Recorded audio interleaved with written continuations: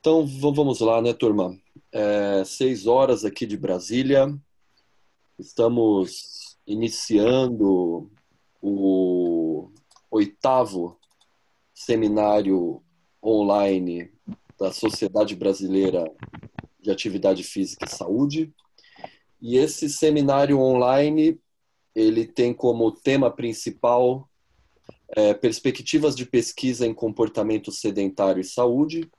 E os dois convidados desse momento são os professores Bruno Gualano, professor associado da Faculdade de Medicina da Universidade de São Paulo, e o Gregory Mielke, que hoje é egresso aí, né, do programa de pós-graduação lá de epidemiologia da Universidade Federal de Pelotas e que vem trabalhando como pesquisador na Universidade de Queensland, lá na Austrália.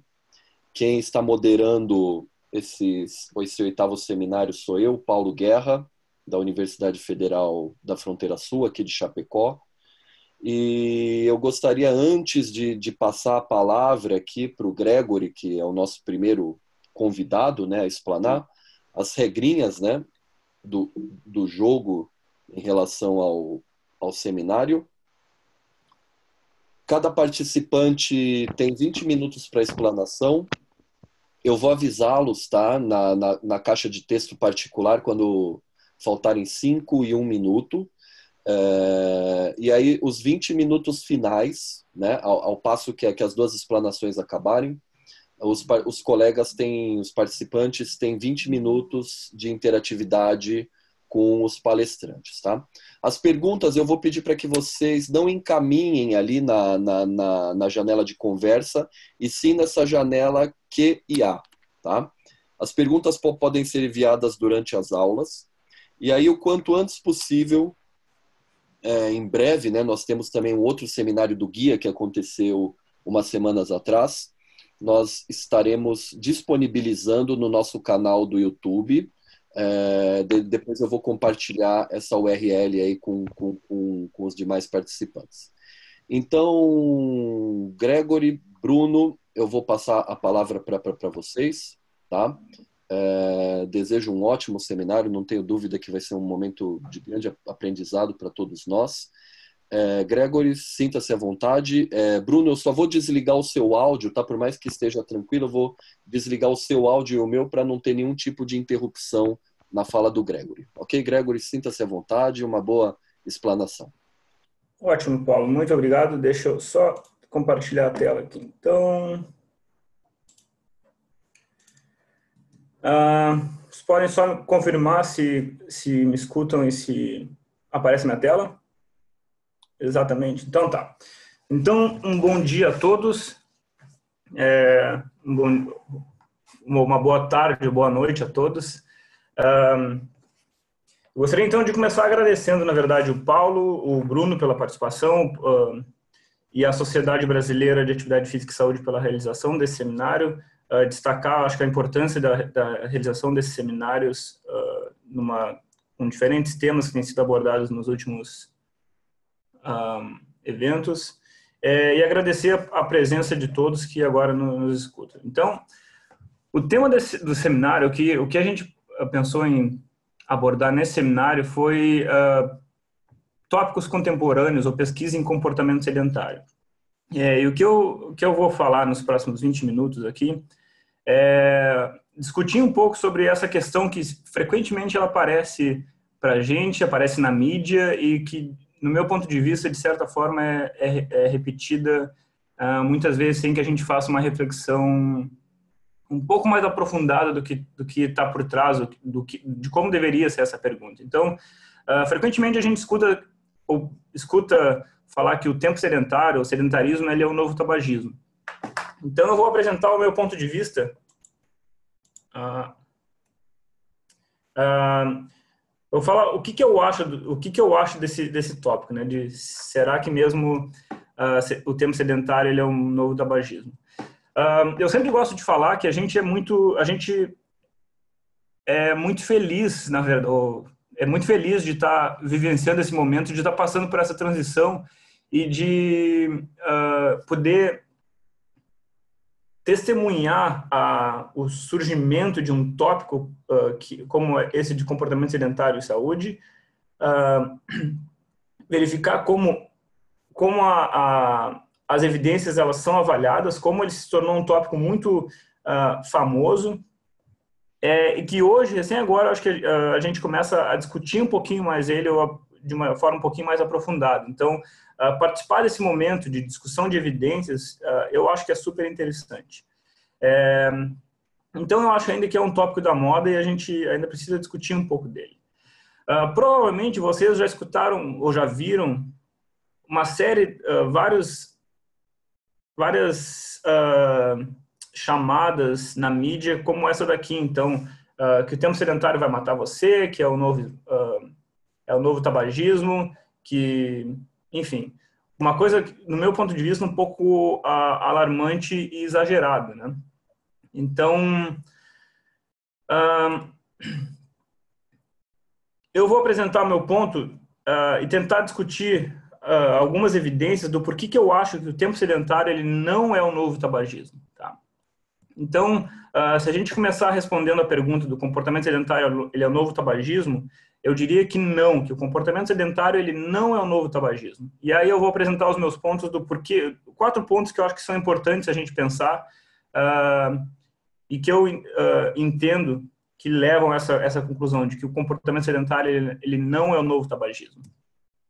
Então, quando a gente está falando dessa relação causal entre tempo sedentário, comportamento sedentário e mortalidade, desfechos de saúde, a ponto de afirmar que isso seria o novo tabagismo, acho que é importante, antes de fazer esse tipo de afirmação, a gente pensar em 4 pontos aqui dessa relação. A primeira diz respeito à definição de comportamento sedentário. A segunda é a relação entre a independência entre comportamento sedentário e atividade física. Depois a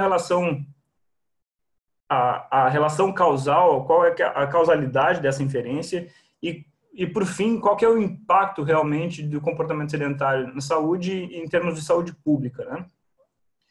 Então, é importante lembrar que quando a gente fala em comportamento sedentário, é importante ter em mente a definição de comportamento sedentário que a gente trabalha. Então, a definição de comportamento sedentário que a gente tem trabalhado, que a gente adota, a gente precisa atender 2 condições, né? A primeira é ser uma atividade realizada em uma atividade de baixa intensidade, com baixo gasto energético, e a segunda é que deve ser uma atividade realizada na posição sentado. Tá? E por que essa questão da definição ela é importante? Porque quando a gente está avaliando a relação entre comportamento sedentário, tempo sentado e desfecho de saúde, quando surgiu essa questão, uma das explicações relacionadas à plausibilidade biológica dessa associação, ela se dava justamente em relação à posição sentado, a baixa atividade muscular de grandes grupos musculares. Então, eu acho que essa é uma coisa importante a gente sempre ter em mente, que quando a gente está falando de comportamento sedentário, a gente está falando de tempo sentado, e a gente quer investigar os efeitos do tempo sentado. Tá? Então, essa coisa toda ela surgiu quando a gente começou a perceber que a atividade física das pessoas ela representava uma pequena parcela do dia acordado de um adulto. Então, se a gente for pensar na rotina que muitos de nós temos e que representa uma parcela importante da população nesse momento, mesmo aquelas pessoas que atingem as recomendações de atividade física, que fazem lá seus 30 minutos por dia, ou 1 hora de academia, ou corrida, ou alguma atividade física, o restante do dia que elas estão acordadas, elas estão realizando atividades de baixa intensidade e na maior parte do tempo sentadas. E aí começou a surgir a questão de, bom, a gente sabe que esses 30%, esses 30 minutos por dia, ou esses 5% do dia acordado, eles são importantes. E a gente tem um corpo de evidências bastante forte para embasar isso daqui. Mas será que o resto do dia, o que a gente faz no resto do dia, quando a gente não está dormindo e não está fazendo atividade física, não seria importante também? E aí alguns estudos observacionais começaram a mostrar que quando a gente media o tempo sentado, o comportamento sedentário, o tempo que a pessoa estava fazendo, o que a pessoa estava fazendo quando não estava fazendo atividade física, isso parecia estar associado com alguns desfechos de saúde e mortalidade. E aí começou a se falar que a gente teria dois grupos de comportamentos que seriam distintos, tá? A gente teria num extremo a atividade física e no outro extremo o comportamento sedentário. E esses comportamentos eles seriam independentes um do outro. E aí por alguns anos a gente repetiu isso daí e trabalhou em cima dessa lógica. E aí no meu ponto de vista, no momento histórico, a gente chegou a ter alguma coisa meio tipo clássico de futebol aqui, que a gente tinha quase que uma guerra entre o que era mais importante, se era atividade física ou comportamento sedentário. E em alguns momentos eu acho que a gente, inclusive, chegou a passar do ponto e de alguma forma, mesmo que inconsciente, passar a mensagem que a atividade física não era alguma coisa importante, que o comportamento sedentário era a coisa mais importante do mundo. E a ponto de a gente ter essas afirmações de que o tempo sedentário ele é o novo tabagismo ou que ele vai matar você, etc, etc, e a gente não dá a devida atenção à atividade física.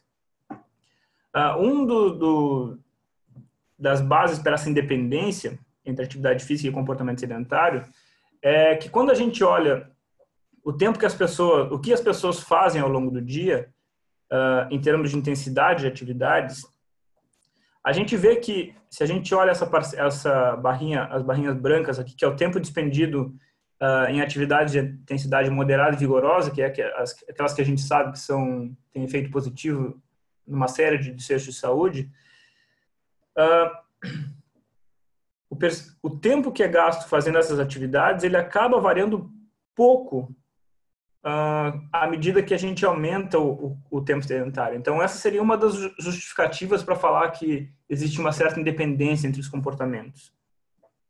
A outra justificativa para se falar dessa independência entre os comportamentos diz respeito às medidas de associação entre tempo sedentário, num efeito dose-resposta, e desfechos de saúde como desfechos de saúde de uma forma geral. Então, esse aqui foi um dos primeiros estudos que mostrou a relação entre tempo sedentário e mortalidade, numa corte lá do Canadá. E aí, o que os autores mostraram foi justamente que quando a gente dividiu as pessoas entre aquelas que faziam atividade física e aquelas que não faziam atividade física, a gente mesmo assim observava um efeito dose-resposta, mesmo assim observava um efeito dose-resposta entre o tempo sedentário e maior risco de mortalidade. E aí, com base nisso aí, começou a falar, são independentes, mas e aí aqui é um dos pontos uma das críticas que eu tenho. Eu não consigo ver essa independência assim. Para mim, quando se fala em independência, a gente teria a mesma relação dose-resposta, de mesma intensidade no grupo de pessoas que são ativas do que no grupo de pessoas que são inativas. E quando a gente vê isso daqui, não é bem assim. A gente vê que o efeito aqui no grupo de pessoas que são ativas, ele é menor do que do grupo de pessoas que são inativas. Então, essa é uma das críticas que eu tenho a essa coisa de independência. A outra forma de justificar a independência é alguns estudos simplesmente colocavam num mesmo modelo estatístico tempo sedentário, atividade física e o desfecho lá que era interesse. E aí, o tempo sedentário ele continuava associado, estatisticamente associado com os desfechos de interesse. E aí, com base nessa ideia, se afirmava, ou se afirma ainda que os dois comportamentos eles são independentes. No meu ponto de vista, essa é uma das áreas que a gente precisa avançar um pouquinho mais ainda e explorar um pouquinho mais essa coisa da independência e realmente avaliar o quanto eles são independentes. Então, uma das limitações... eu coloquei aqui estudos transversais, mas eu acho que essa não é mais uma grande limitação. A área surgiu muito em cima de estudos transversais, mas essa é uma limitação que a gente não tem mais, vírgula. a gente não tem essa limitação em países de renda alta, mas a gente tem essa limitação ainda em países de renda baixa e média. Então, a grande maioria dos estudos prospectivos que a gente tem, que avaliam efeito ou associação entre comportamento sedentário, tempo sedentário e desfecho de saúde, eles são estudos prospectivos de países de renda alta e média. E aí, essa é uma das limitações da área. Esses estudos, eles trabalham com populações muito homogêneas. E quando a gente está falando de estudos observacionais, estudos de corte, a gente precisa considerar uma série de variáveis que são fatores de confusão nessa associação. E quando a gente estuda populações muito semelhantes, a gente não consegue, de certa forma, a gente não consegue controlar ou ajustar bem para potenciais confundidores dessas associações. A outra coisa diz respeito à medida de comportamento sedentário. Então, a nossa medida de comportamento sedentário, no início, muitos estudos utilizavam tempo de televisão como um proxy do comportamento sedentário. Só que a gente tem um problema nisso daí. E aí, que quando a gente está avaliando tempo de televisão, a gente está avaliando a posição sentada, e aí a gente volta naquela questão da definição que eu quis apresentar no início. Só que a gente não está avaliando simplesmente a posição sentada, a gente está avaliando uma série de outras coisas que fazem parte do comportamento que é assistir televisão. Então, talvez uma das limitações que a gente tem é que quando a gente está vendo o comportamento sedentário baseado naquela definição da posição sentada, a gente está vendo outras coisas que fazem parte disso daí e não só a posição sentada. E aí a gente acaba fazendo inferência para a posição sentada. E eu acho que a gente ainda precisa avançar um pouco mais nisso daí. E a outra coisa diz respeito a a outra limitação diz respeito a esses ajustes entre atividade física, comportamento sedentário, fatores de confusão e como que a gente avalia a independência entre esses comportamentos.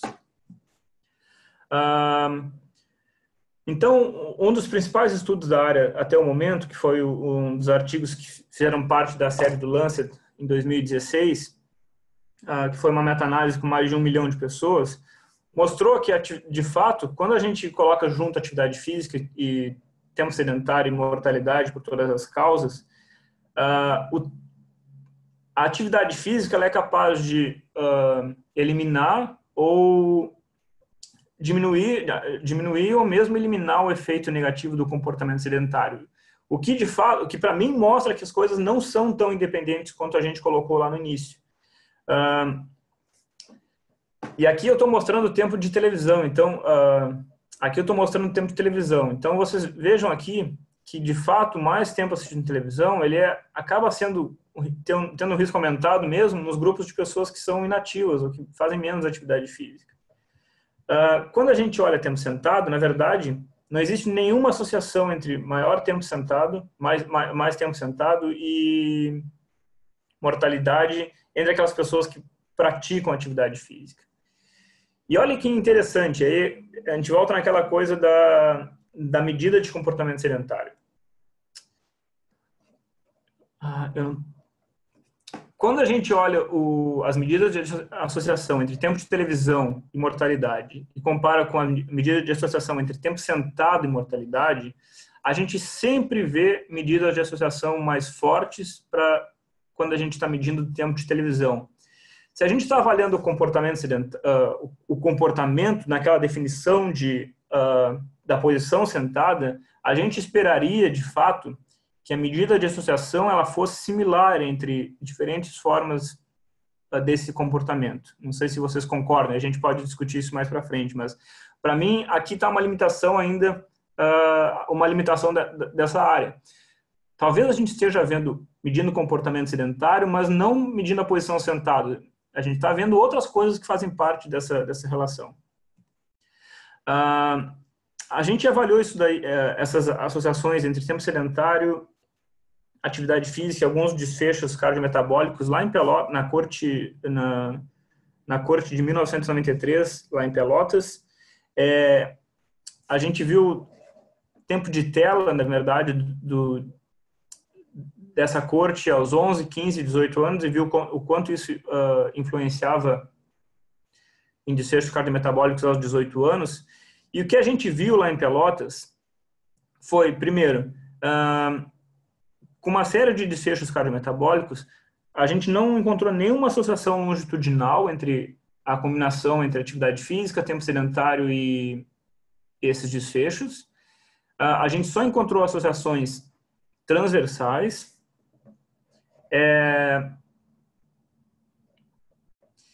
E as associações, ou efeito do comportamento sedentário, ele só apareceu, de novo, entre aquelas pessoas que faziam pouca atividade física, ou faziam menos de 1 hora por dia de atividade física. Só um minutinho que o sol está batendo no meu rosto. Deu. Bom, então, de novo, sabe, acho que reforça essa coisa que as coisas não são tão independentes assim. E, por fim, quando a gente fala de que a atividade física ou que o comportamento sedentário é um novo tabagismo, ele vai matar você, realmente é um problema de saúde pública, a gente precisa pensar de fato no impacto disso em termos de saúde pública. E quando a gente está falando em impacto, a gente precisa considerar a prevalência de um fator de risco e o risco associado a esse fator. Então, num trabalho que foi liderado pelo professor Leandro Rezende, que eu acho que está participando aqui conosco do seminário, a gente calculou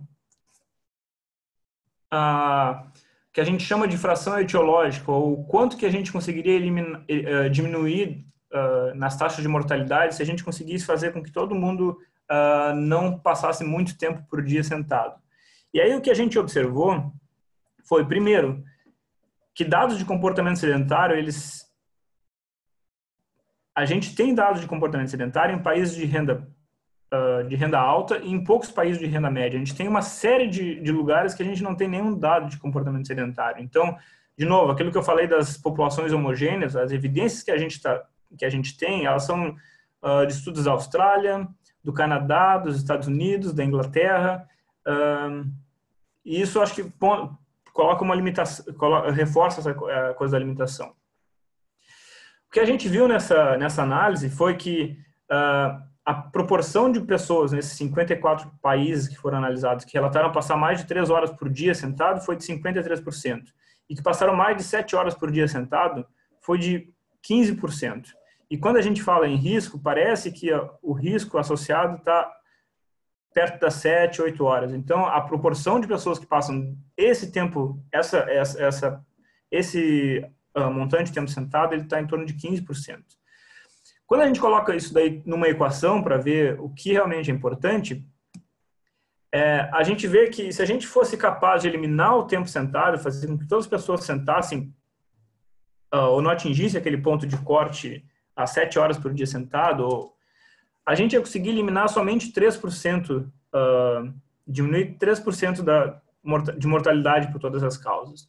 Isso é muito menor do que quando a gente compara a fração etiológica, a fração atribuível na população da inatividade física e do tabagismo. Então, de novo, aqui é um ponto que eu gostaria de mostrar, ou de embasar essa minha conclusão de que o comportamento sedentário ele não é o novo tabagismo.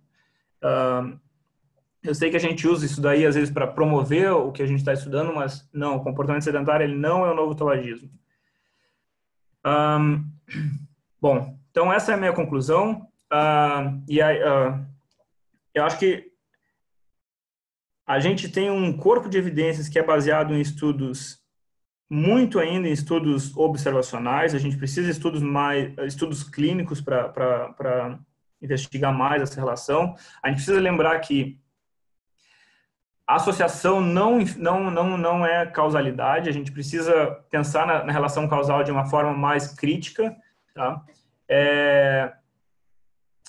Para não sair dizendo que um dia o comportamento sedentário, o tempo sentado, ele vai matar você, no outro dia ele vai matar você do coração. Então, quando a gente está falando em ciência e a avaliação de evidências, sendo crítico com a avaliação de evidências, a gente tem que tomar cuidado para que a gente não caia nesse cenário, que a gente tenha todo dia um novo fator de risco, ou alguma coisa, não caia nesse cenário, né, que a gente tenha cada dia um novo fator de risco, criando um alarde muitas vezes exagerado. Então, fico aberto ao debate, agradeço mais uma vez a participação de todos e isso daí. Muito obrigado.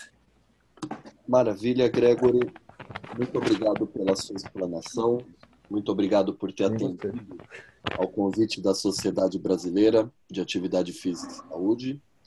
Agora eu vou convidar aqui o professor Bruno Gualano, da Faculdade de Medicina da USP. Antes disso, né, eu gostaria de reforçar que as pessoas que tiverem perguntas, tá, podem fazer por meio aqui desse ícone Q&A, ok? Eu peço para que não façam as perguntas na tela do bate-papo, e sim orientem suas perguntas para o ícone Q&A, ok? De qualquer forma, mais uma vez, muito obrigado àqueles que estão participando, ao Gregory, ao Bruno. Bruno, você tem 20 minutos, eu vou te avisar ao passo que faltarem 5 minutos e 1 minuto. Uma boa explanação. Obrigado, Paulo. Gregory, prazer. Vocês estão me ouvindo bem? Certo? Ok. Bom, deixa eu falar um pouquinho então. Quero agradecer o convite do Paulo, prazer participar desse debate, dessa apresentação. Com o colega Gregory, a gente tem se falado há um bom tempo. Temos projetos em colaboração, temos tido o prazer de trabalharmos juntos, né? É um prazer agora dividir essa apresentação contigo. Bom, então vamos falar rapidamente dos efeitos agudos, né, das interrupções no tempo sedentário. Como o Gregory bem colocou, é importante que a gente dê um passo adiante e comece a testar prospectivamente e em estudos mais controlados, né, o real efeito da interrupção ou da redução do tempo sedentário do ponto de vista fisiológico, né? Para que a gente, de fato, consiga construir um corpo de evidência mais sólido, né, ou que se chama na epidemiologia, né, de plausibilidade biológica, para todas essas associações que foram apresentadas pelo Gregory, né? Bom, isso não é novidade para ninguém, a gente sabe que existem diversas evidências que associam o comportamento sedentário com uma maior chance de mortalidade por todas as causas, ou por doenças cardiovasculares, dependendo do desfecho do estudo. Esses estudos são inúmeros, são abundantes, são crescentes, né? E as limitações desses estudos já foram bem colocadas pelo Gregory, né?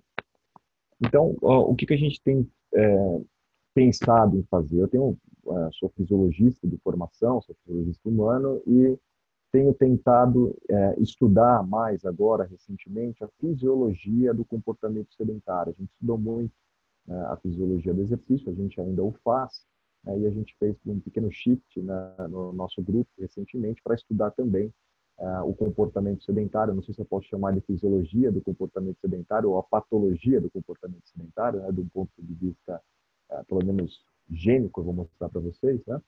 Mas o fato é que a gente tem se debruçado um pouquinho também sobre o que acontece biologicamente com o comportamento sedentário e, sobretudo, com a quebra do comportamento sedentário, né, com a interrupção do comportamento sedentário. E, para isso, a gente tem dois modelos, basicamente. O primeiro deles é laboratorial, né, que os fisiologistas adoram, o que te permite um baita controle de variáveis, né, variáveis de confusão. E a gente tem um modelo também para o qual a gente pretende avançar, e a literatura tem avançado também conosco, né? Que é, de fato, testar intervenções, testar a eficácia, efetividade de intervenções que reduzam o tempo sedentário, o comportamento sedentário, para que a gente possa testar o efeito em seguida em variáveis clínicas de interesse, né? Bom, esse modelo que eu estou mostrando para vocês nesse slide é um modelo típico, agudo de intervenção, né, em que se compara, né, um período contínuo de tempo sedentário, né, versus um período de igual tempo em que você interrompe o comportamento sedentário, por exemplo, se levantando ou fazendo uma atividade física leve. Nesse estudo aqui, especificamente, eles padronizaram uma atividade de 3,5 km por hora, né, a cada 20 minutos. Quebrava-se o tempo sedentário, interrompia-se o tempo sedentário com esse tipo de atividade por 2 minutos, né? E isso está indicado aqui, né, nessas flechinhas ao longo do tempo, tá? Então, como resultado, como vocês podem observar aqui, a gente tem uma área, uma curva de glicose, né, e uma curva de insulina em resposta à ingestão de açúcar, né? E o que se observa basicamente aqui é que há uma redução com a quebra do tempo sedentário, tanto com a quebra leve quanto com a quebra moderada do tempo sedentário, com a atividade física um pouquinho mais moderada, há uma redução na área abaixo da curva de glicose, e o mesmo pode ser observado para a área abaixo da curva de insulina, o que mostra que esse tipo de intervenção pode ser interessante, pelo menos do ponto de vista agudo, vamos chamar assim, ou laboratorial, tá, para melhorar as respostas pós-prandiais, após a alimentação, tanto da glicemia quanto da insulinemia. E a literatura que se vale desse tipo de estudo também tem mostrado, tem replicado esse dado, e a gente também tem feito isso no laboratório, vou mostrar para vocês, e também observado, eventualmente, não em todos os estudos, redução na área abaixo da curva de peptídeo C, em função de um challenge de glicose, né, uma ingestão de glicose, e também da trigliceridemia, né, bem como uma redução na pressão arterial sistólica e diastólica em pacientes que já apresentam uma pressão mais alta, né? Esse estudo, por exemplo, que eu mostrei para vocês, em um grupo australiano, né, testou indivíduos obesos com intolerância à glicose, né?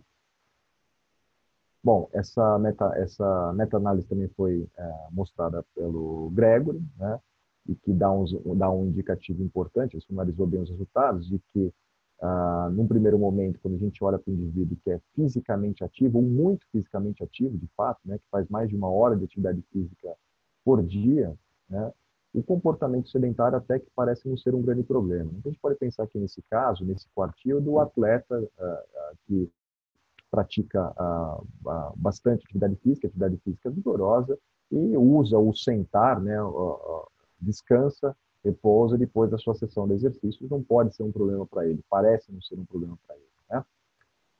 Ao passo que, se a gente olhar para o quartil oposto, né, que é aquele indivíduo que é fisicamente inativo, que não atinge o mínimo das recomendações, né, de atividade física diária, parece que a adição do comportamento sedentário traz um risco aumentado, se soma ao risco da inatividade física, né? Novamente, a limitação maior desse tipo de estudo é que nós estamos falando de estudos de associação e não estudos controlados, né?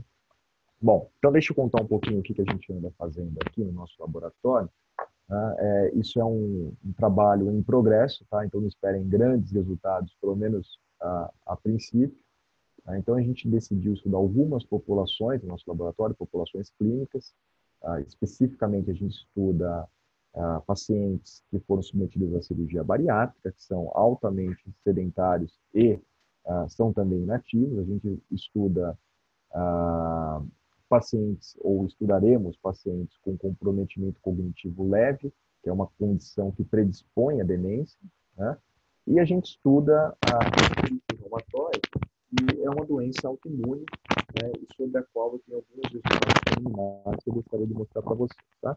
Então, como eu disse para vocês, a artrite reumatoide é uma doença inflamatória autoimune, sistêmica, crônica, que cursa com aparecimento de autoanticorpos, levam a um acometimento progressivo e simétrico das articulações, ao contrário, por exemplo, de uma osteoartrite, né, que pode ser de um joelho esquerdo, direito, a tornozelo, a coluna e assim por diante. Geralmente a artrite reumatoide é simétrica. A prevalência dessa doença é comum, pelo menos quando a gente considera as doenças reumatológicas autoimunes, talvez seja a mais comum delas, né? E as manifestações clínicas incluem comprometimento articular, mas também extra-articular, né? Então, dor, edema, rigidez, perda de mobilidade articular são os mais comuns. Reduções de capacidade física e funcionalidade também são bastante relatados na literatura, né? E o mais importante, pelo menos do ponto de vista de cuidado desse paciente, né, são as comorbidades associadas às doenças, né? Então, o paciente que tem artrite reumatoide, geralmente ele morre por doenças cardiovasculares, né? o que nos faz pensar em estratégias de estilo de vida que, de certa forma, previnam essas condições, né? O exercício é tratamento de primeira escolha, grau de evidência 1A para esse paciente, e pouco se sabe em relação à quebra do comportamento sedentário ou a redução do comportamento sedentário, né? Se é que são, como o Greg colocou, fatores independentes, né?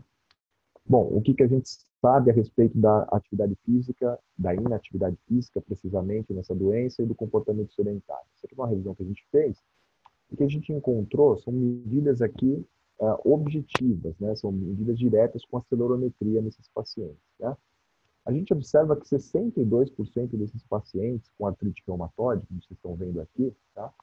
Não atinge o mínimo de atividade física, então são fisicamente inativos, tá?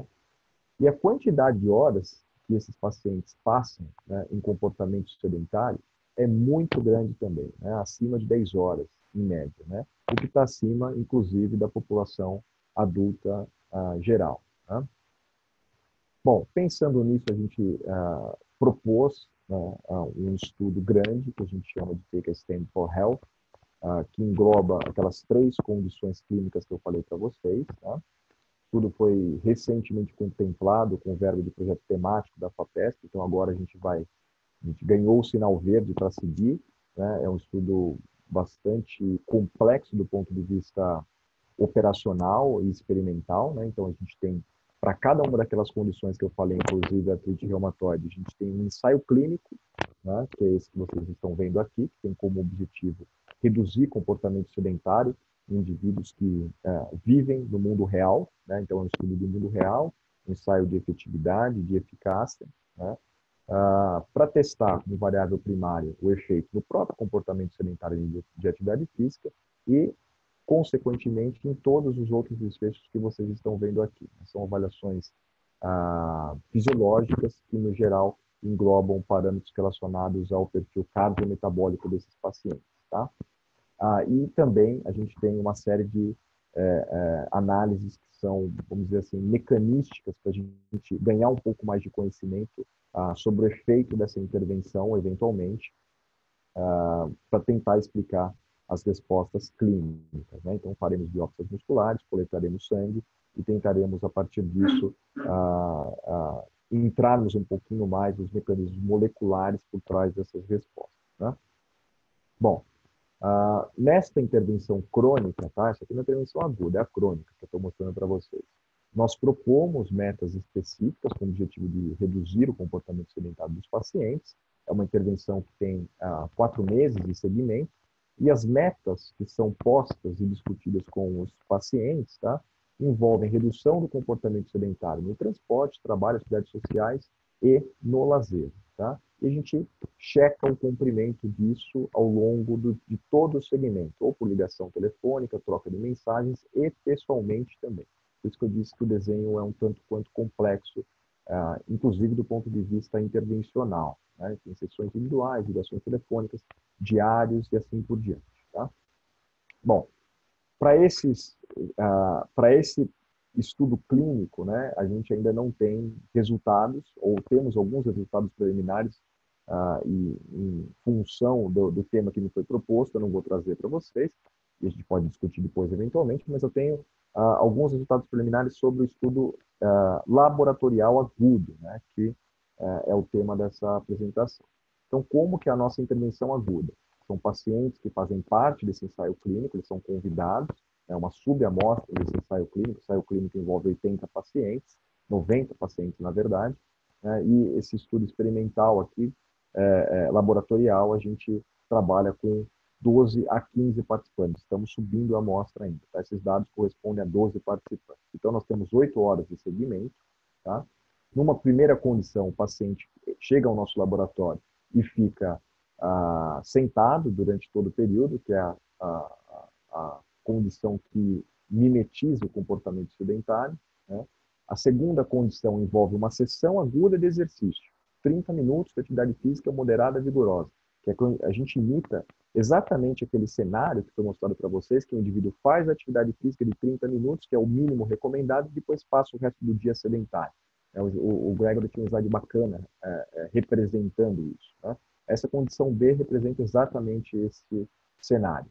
E nós temos a condição C, que não tem exercício, tem quebra do comportamento sedentário a cada 30 minutos. Né? Então, a cada 30 minutos, o paciente sobe numa esteira e faz uma atividade física bastante leve, né?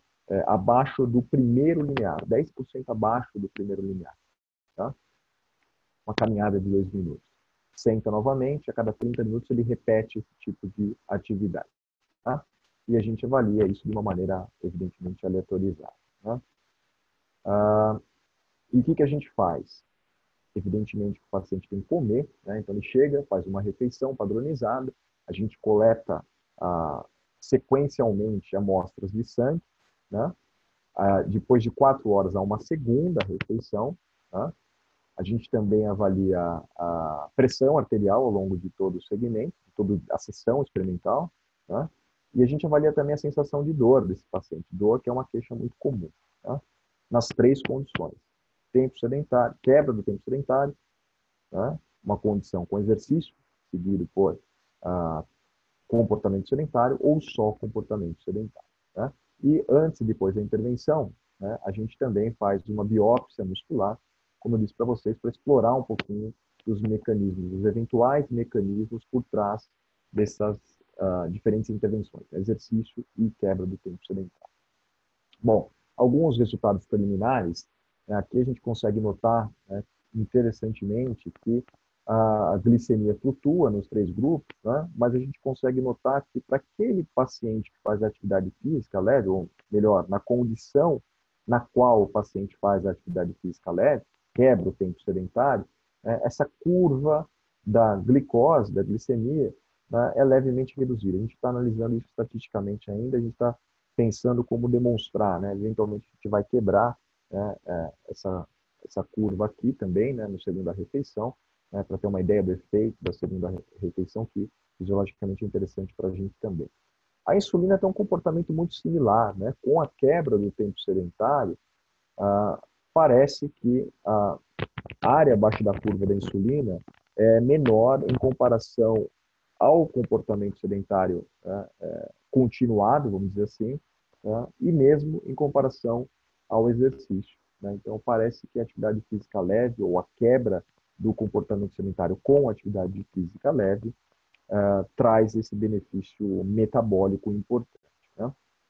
Quando a gente olha para a trigliceridemia, né, parece que tem alguma coisa aí também, a gente precisa analisar com mais calma, ver se isso é estatisticamente significante ou não, ou mesmo clinicamente significativo, talvez seja o mais importante, a gente vai analisar isso com mais cuidado, né, mas, de certa forma, espelha outros resultados da literatura. Quando a gente olha para a pressão arterial, né, a gente não encontrou nenhuma diferença importante, tá? Tampouco quando a gente olha para a dor, né? Aparentemente, quem faz atividade física leve ou faz o exercício, né? Quem quebra o tempo sedentário ou faz o exercício, tem uma redução de dor, mas quando a gente olha para a característica dessas curvas, a gente nota que na condição comportamento sedentário contínuo, os pacientes partem de um ponto maior, o que evidentemente influencia na área abaixo da curva. Então, a gente vai analisar esse dado com um pouquinho de mais cuidado, mas a princípio não tem nada aqui. Tá? Em termos de perspectivas, né, é só isso que a gente pretende fazer a partir de agora. Né? Agora que a gente conseguiu o financiamento, né? A Ana Jéssica, a minha aluna de doutorado responsável por esse trabalho especificamente de artrite reumatoide, vai à Austrália agora, vai trabalhar com Dunstan e com Owen no Baker Institute, e ao lado aí do Gregory, né? E a gente vai trabalhar um pouquinho nesses eventuais mecanismos por trás dessas respostas, né? Então, isso aqui foi o que a gente fez, né? São os marcadores bioquímicos. Agora a gente vai fazer as citocinas aqui no Brasil. É uma doença inflamatória, como disse para vocês. A gente sabe que o exercício tende a produzir um efeito anti-inflamatório, imunomodulatório, mas a gente não sabe o que a quebra do comportamento sedentário faz, né? Então, vai ser o primeiro estudo, eventualmente, a analisar esses parâmetros, né? E a gente também vai olhar para a expressão gênica e proteica de vias que são ativadas basicamente pelo exercício e que a gente não sabe se são ativadas também pela quebra do comportamento sedentário. E aqui uma abordagem não direcionada, né, ou on-target, que a gente fala, né, que a gente vai olhar para lipidômica, metabolômica, RNA-seq, na tentativa de descobrir novos candidatos que possam explicar um potencial efeito aditivo ou diferencial entre o exercício e a quebra do comportamento sedentário. Tá? Então, são análises que são feitas tanto em sangue quanto em músculo esquelético. Tá?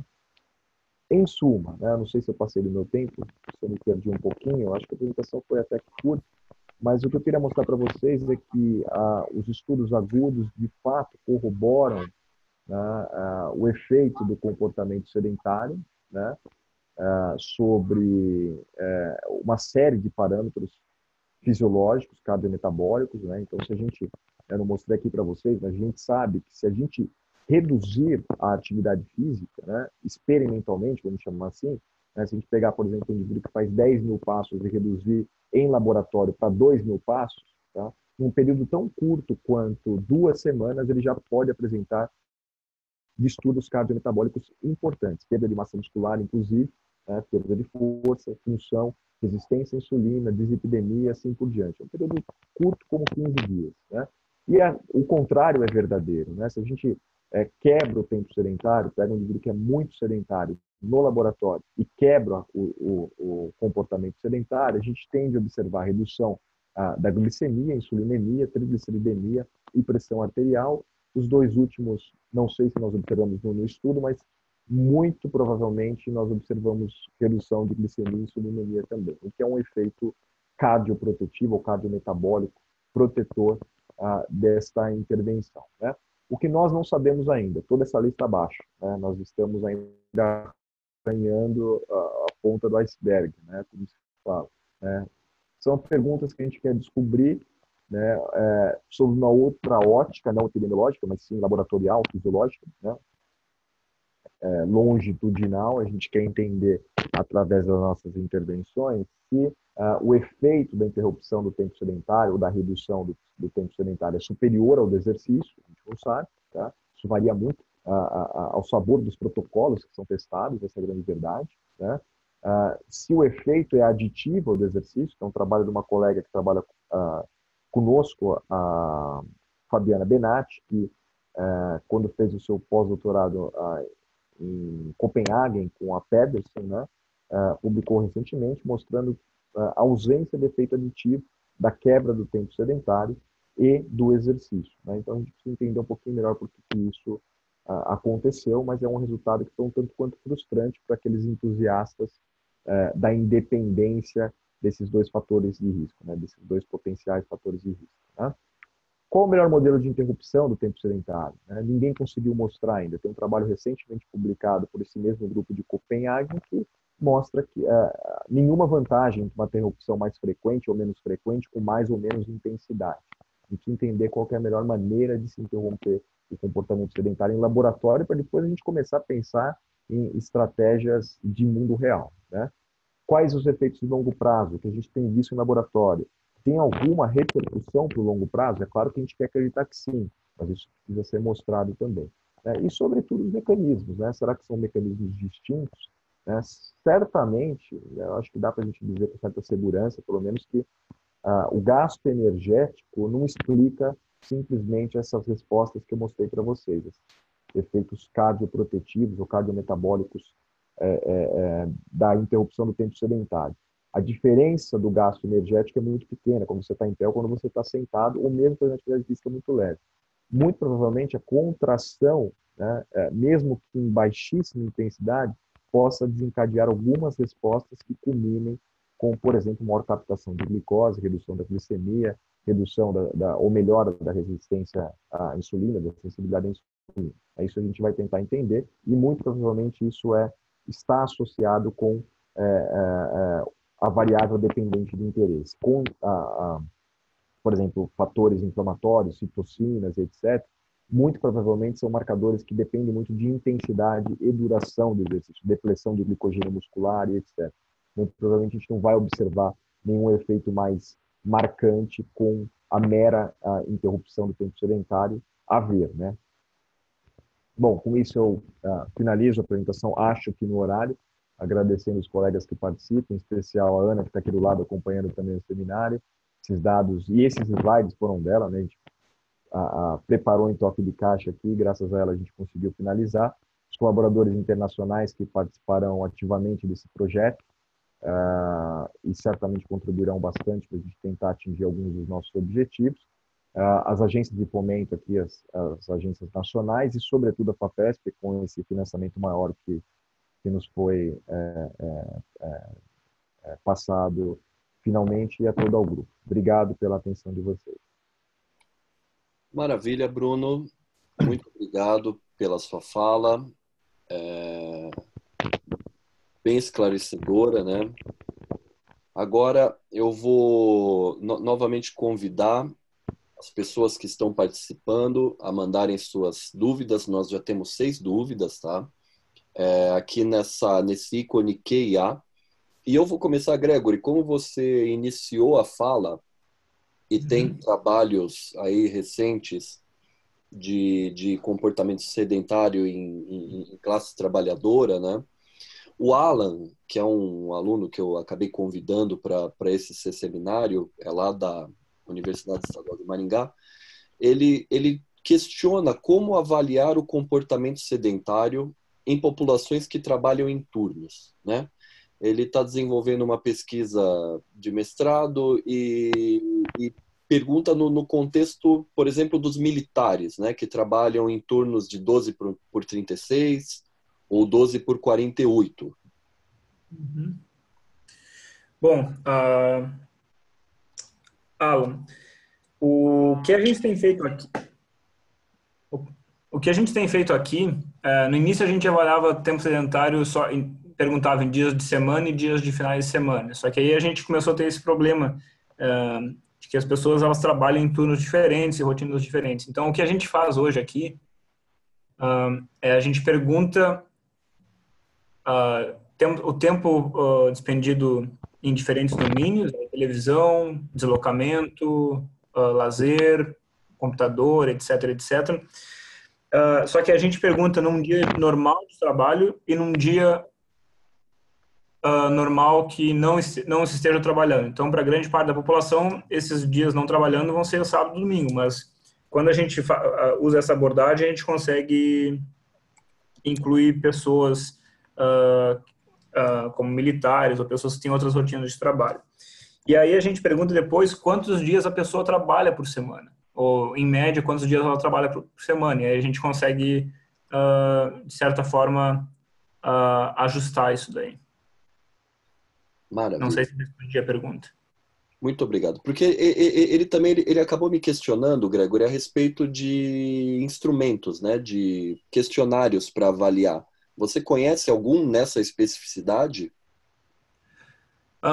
Sim, tem um instrumento que é o instrumento que a gente utiliza nas cortes daqui, que a gente avalia o tempo sedentário em 5 domínios. Então a gente pergunta o tempo num dia de trabalho, num dia de não trabalho, o tempo total gasto assistindo televisão, no computador em casa, em deslocamento, em outras atividades de lazer que não sejam televisão e computador, e o tempo sentado no trabalho, que obviamente no dia de não trabalho vai ser 0, mas esse é um instrumento que a gente utiliza aqui.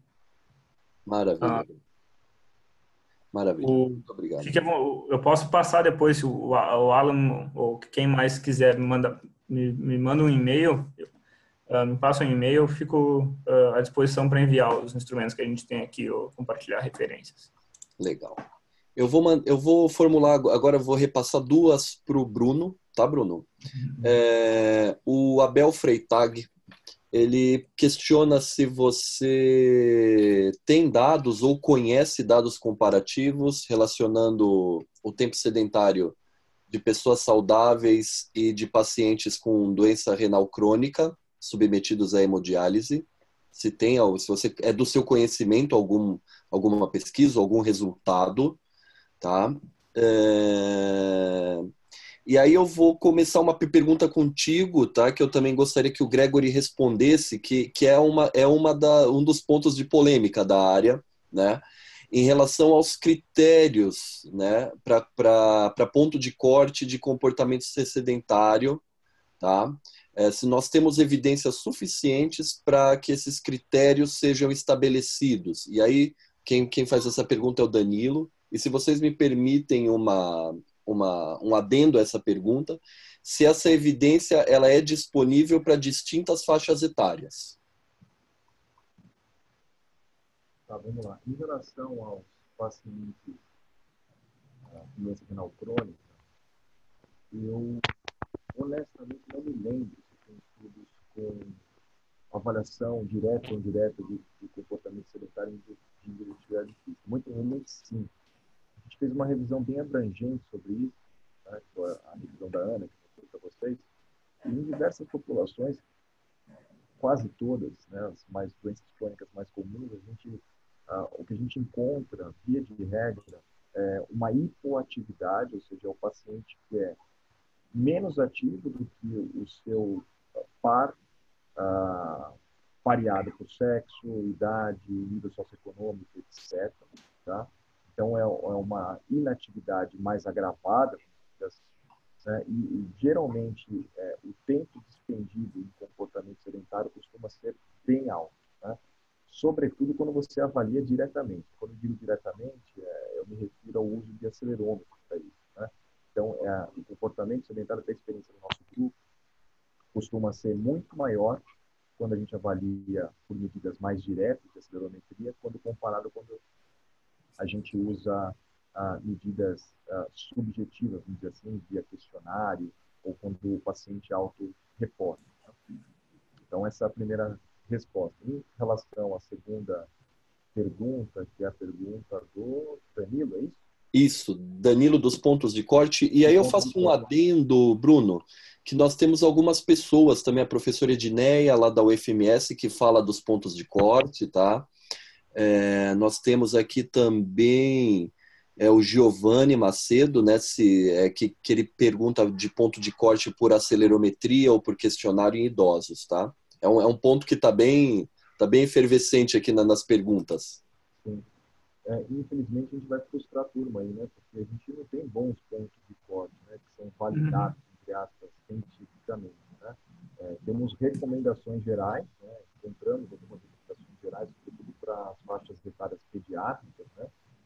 Fala-se muito de 2 horas de tela, no máximo, etc. Limitar até 2 horas de tela, e assim por diante. Mas as evidências científicas para isso são muito menos robustas do que as que a gente tem, por exemplo, para inatividade física, né? O mínimo de atividade física, assim por diante. Acredito que o Gregor consiga contribuir mais nesse sentido, mas a minha percepção da área é que a gente ainda não, a gente tem um esforço em reduzir o tempo sedentário. Para quanto, a gente ainda não sabe se é ideal, se há uma dose de resposta, né? A gente está ainda, como eu disse, arranhando o pico do iceberg, né? A gente conhece ainda a fundo as respostas à redução do comportamento sedentário para que a gente transforme isso ou que a gente informe políticas públicas. Uhum. Bom, sobre a questão dos pontos de corte, eu concordo com o Bruno, a gente não tem ainda uma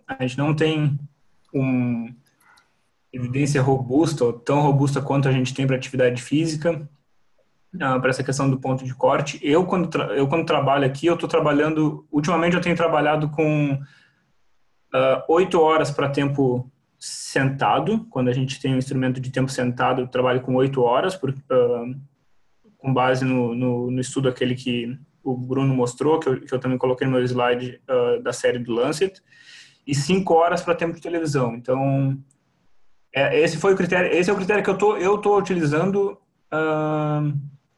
mas não muito feliz ainda com esse critério. Então, eu digo não muito feliz porque eu acho que a gente não tem ainda evidência forte para dizer, olha, é isso daqui, sabe? É 7, é 8, é 5, é 2. E isso para adultos, porque para adolescentes e crianças a coisa é um pouco diferente ainda. Então, a minha percepção, o meu entendimento disso tudo, só um minutinho, é que o ponto de corte ele está próximo lá das 7, 8, 9, 10 horas. Tá? Quando a gente pensa em adultos, tendo como desfecho mortalidade, o ponto de corte está próximo das 8, 9, 10 horas. E aí, o que eu acho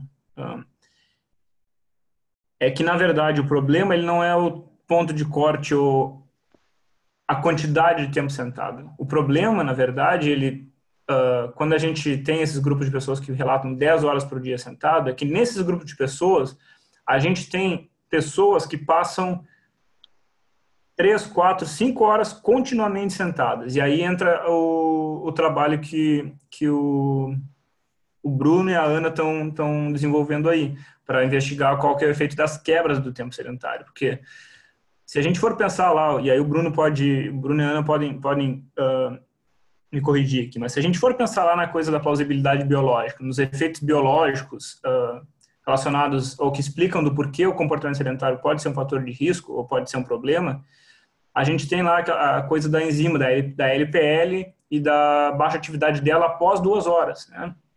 Então, é mais ou menos por aí que vai a explicação fisiológica. Então, eu acho que quando a gente tem um grupo de pessoas que passam muito tempo sentado, é muito mais provável que tenha pessoas que passam 2 horas, ou 3 horas, ou 4 horas continuamente sentados, do que num grupo de 4, 5, um grupo de pessoas que relatam 4 horas por dia sentados. Então, no meu ponto de vista, o problema é muito mais na falta de interrupções, talvez seja na falta de interrupções, do que no montante. E aí, só que a gente precisa mais investigações nessa área ainda. A gente é bem incipiente ainda. Maravilha. Muito obrigado, Gregory e Bruno. Vamos a mais uma rodada aqui de perguntas. Eu vou fazer um compilado. Gregory, continua aí na linha que vai para você, tá? É o Ítalo, lá da Unesp de Presidente Prudente, e a Milene, lá da Universidade Estadual de Londrina, te questionam como avaliar, né, a independência entre comportamento sedentário e atividade física.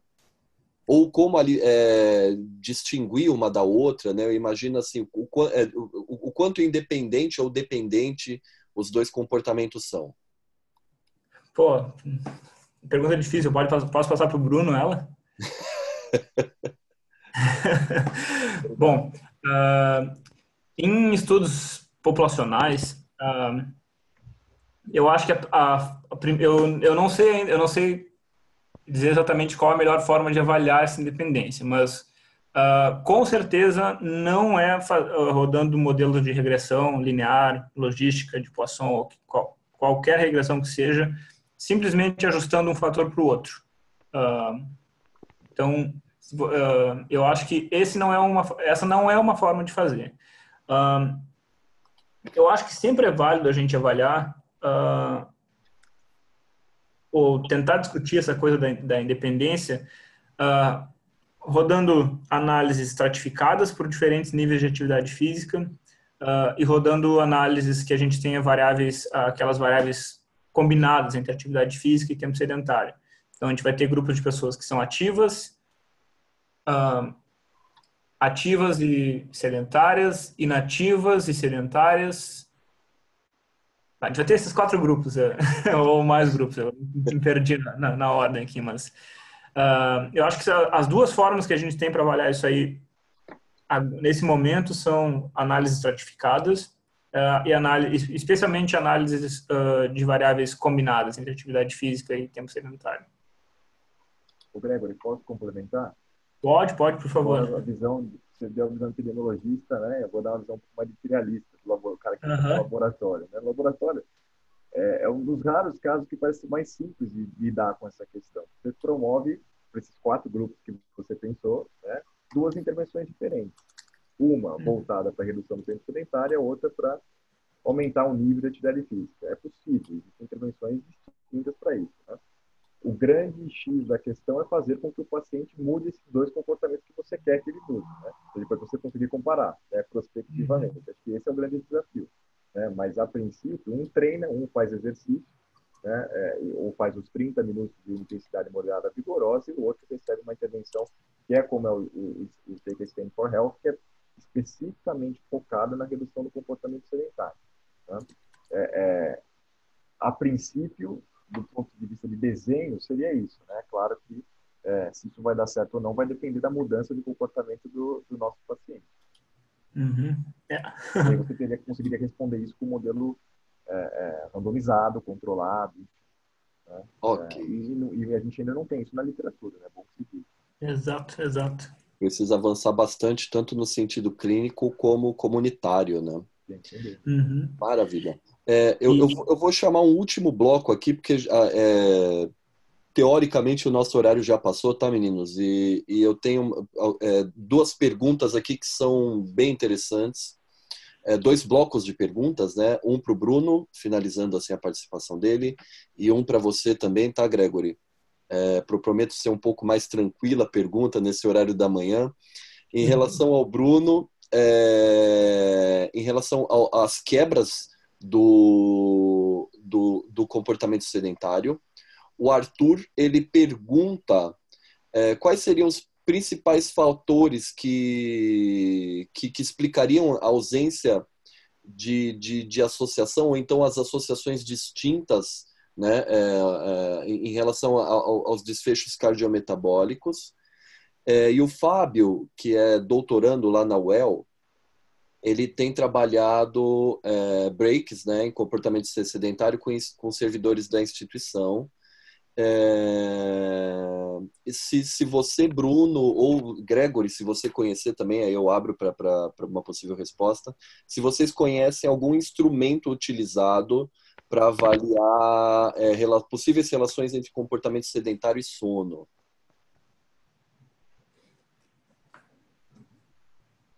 Quer começar, Greg? só um minutinho. Bom,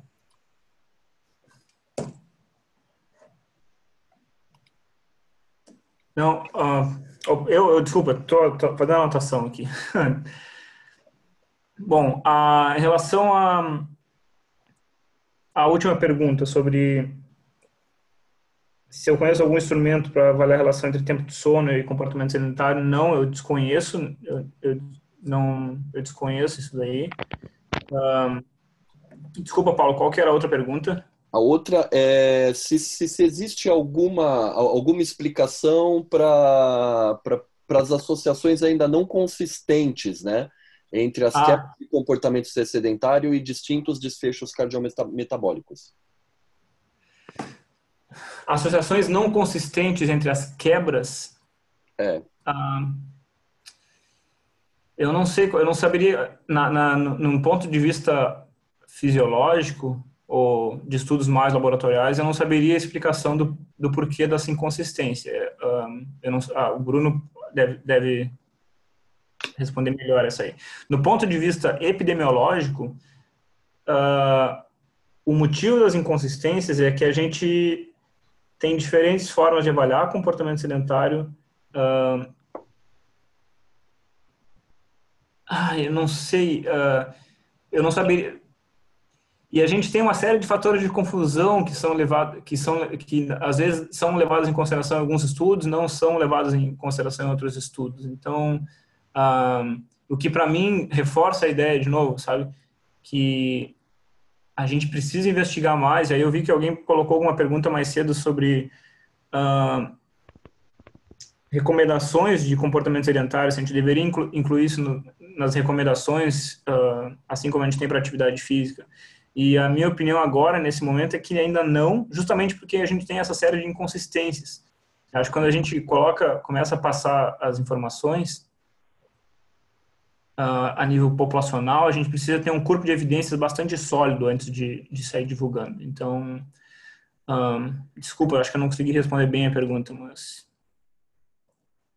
Precisamos de mais estudos, né, Gregory? E só para finalizar aqui, duas questões, tá? Da Lorena, lá da Universidade Federal de São Carlos, aqui de São Paulo, que ela questiona a opinião de vocês sobre o uso de aplicativos em dispositivos móveis para promover a atividade física e diminuir o tempo sentado, tá? É uma questão para os dois. E o Alcides, né, a última pergunta aqui, até já peço perdão de antemão às outras pessoas que perguntaram, tá? Infelizmente a gente não tem tempo para um debate mais aprofundado, mas agradeço aos professores Bruno e Gregory, né, por terem deixado seus contatos aí para uma uma eventual conversa, um eventual diálogo com as pessoas que participaram desse seminário. O Alcides, ele é doutorando, né, lá na Federal da Paraíba. E, Alcides, eu vou me permitir de perguntar os dois, tá? Você manda para o Gregory, mas eu vou me permitir de perguntar os dois, porque ele fala que grande parte do tempo sedentário diário é usando tecnologias mais recentes, né, como celular, smartphone, tablet. Como que, no sentido de melhorar os instrumentos, como que os instrumentos poderiam agregar essas novas tecnologias, né, para além daquele tempo de TV clássico, televisão, computador, o tempo de tela clássico? Bom, vou dar duas respostas curtas para dar tempo do Gregory também emitir a opinião dele, tá? Então, para a Lorena, especificamente, ela pergunta sobre o uso de aplicativos. Né? O que eu acho desses aplicativos de promoção de atividade física e redução do tempo sedentário. Eu acho que eles são muito dependentes da população com a qual você trabalha. Né? Tem um trabalho muito bonito da Escandinávia, publicado recentemente, que foi capaz, com mensagens de texto, de reduzir mais de 1 hora o tempo de comportamento sedentário da população estudada, né? Pacientes com artrite reumatoide. É difícil replicar esse dado no Brasil, ou achar que isso vai ser replicado. A gente precisa de uma validação cross-cultural para isso, né? É uma população esclarecida, que tem o celular, começa daí, né? Que tem o hábito de seguir orientações voltadas à saúde, etc. Né? Transpor esse dado para o Brasil requer, novamente, uma validação, uma testagem, uma avaliação, né? Então, é uma outra população. Nós trabalhamos com pacientes do HC, né? São pacientes pobres, são pacientes com nível de escolaridade muito baixo. Então, eu não sei se funcionaria. Essa é a resposta que eu preciso te dar, né? Mas seria interessante avaliar, sem sombra de dúvida. A outra pergunta, que é interessante também, diz respeito a como se avaliar isso, né? E aí vai depender da sua população, do seu tipo de estudo, mais do que isso, né? Então, está fazendo um estudo epidemiológico, fica difícil você usar uma medida mais sofisticada para isso. Em laboratório, a gente tem a oportunidade de usar, por exemplo, o ActiPol, que é um acelerômetro que mede, é um inclinômetro, na verdade, ele mede quando o indivíduo está sentado e quando o indivíduo está em pé. O acelerômetro mais comum, o ActiGraph, por exemplo, ele vai dizer se o indivíduo está sedentário quando ele está em pé. E o Gregory já falou para vocês que é diferente uma coisa da outra, um comportamento do outro. Né? O ActiPol, ele mede quando você está exclusivamente sentado e diferencia esse comportamento de quando você está de pé. Isso te permite fazer correlações e inferências mais precisas em relação ao efeito desse tipo de comportamento sedentário. Claro que se você for trabalhar com uma população, com 100 mil habitantes, fica difícil de você dar um aparelho desse para cada um, né? Para cada um dos voluntários, uma vez que custa, sei lá, $1.000, €1.000 que a gente pagou na época, né? £1.000, né? Que é mais caro ainda. Então, claro que isso inviabiliza o uso em larga escala, né? Mas, sem dúvida nenhuma, é um marcador mais preciso do comportamento sedentário. Eu acho que foi muito bem colocado pelo Bruno a questão o que funciona num lugar pode não funcionar o que funciona em algum lugar pode não funcionar no outro, e isso diz respeito a intervenções com uso de mensagens ou telefone celular para aumentar a atividade física ou diminuir o tempo sedentário. O que a gente tem algumas pessoas aqui no grupo que eu trabalho que têm trabalhado com esse tipo de intervenção, especialmente com pacientes com doenças crônicas, mais especificamente diabetes tipo 2. E o que se tem visto aqui é que essas intervenções elas são boas no curto prazo, a gente consegue mudar comportamento no curto prazo, mas elas não são boas para mudar comportamento no longo prazo. Então, essa é uma outra coisa que se precisa considerar. Qual que é o tempo que a gente tem para mudar comportamento e por quanto tempo a gente quer mudar comportamento. Então, bom, esse é um ponto. A outra questão sobre o uso sobre a pergunta sobre a mensuração do comportamento sedentário, o uso de celular para mensurar e o comportamento sedentário medido como o tempo gasto em celular, eu diria que a gente precisa voltar lá na definição de comportamento sedentário, sabe? Aquilo que o Bruno acabou de repetir. Quando a gente está falando em comportamento sedentário, a gente está falando de tempo sentado. Quando a gente mede o tempo que as pessoas passam em celular, primeiro que essa medida, a forma como a gente mede isso em estudo epidemiológico é muito ruim. Se eu pedisse para qualquer um aqui especificar quanto tempo por dia vocês passam no celular, vocês iam me dar um valor bastante aleatório, tá?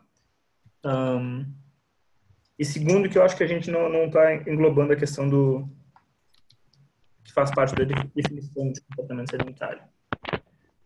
Então, essas seriam as minhas respostas. Maravilha, Gregory. É isso?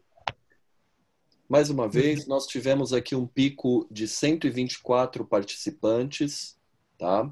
Finalizamos aqui o nosso 8º seminário online com 85 participantes. Gostaria de agradecê-lo, Bruno, agradecê-lo, Gregory, e agradecer a todos vocês que ficaram, né, passaram um pouquinho do tempo. E antes de finalizar essa atividade, eu gostaria de reforçar o convite para o Congresso Brasileiro de Atividade Física e Saúde, o 12º, que vai acontecer entre 23 a 26 de outubro de 2019, na cidade de Bonito, no Mato Grosso do Sul. Venham, pessoal, se inscrevam na Sociedade Brasileira, se inscrevam nesse congresso. Vai ser um momento muito importante de não apenas aprender, mas de estar perto, né, dessas pessoas que vêm fazendo pesquisa, vêm desenvolvendo conhecimento na área da atividade física e saúde. Então, nesse sentido, eu me despeço, desejando uma ótima noite a todas e todos. E, Gregory, você que está na Austrália, uma grande sexta-feira. Quinta-feira, não é sexta-feira. Quinta-feira, me desculpa, quinta-feira, uma grande quinta-feira. A gente se fala no outro momento, meu amigo. Ótimo. Valeu, Paulo. Obrigado, Bruno. Obrigado, Gregory. Valeu, Paulo. Obrigado pelo convite a todos que acompanharam. Tchau, tchau. Tchau, tchau.